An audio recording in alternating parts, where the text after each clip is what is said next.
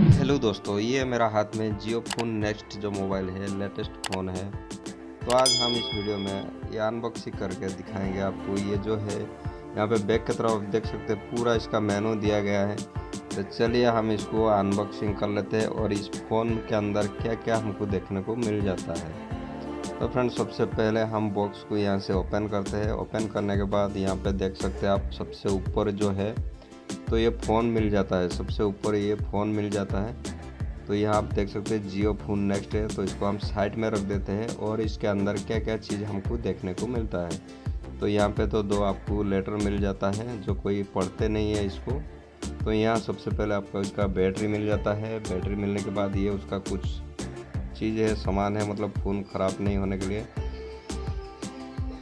और यहाँ पे उसका डाटा केबल मिल जाता है। यहाँ पे देख सकते हैं डाटा केबल मिल जाता है और इसका जो है चार्जर मिलता है।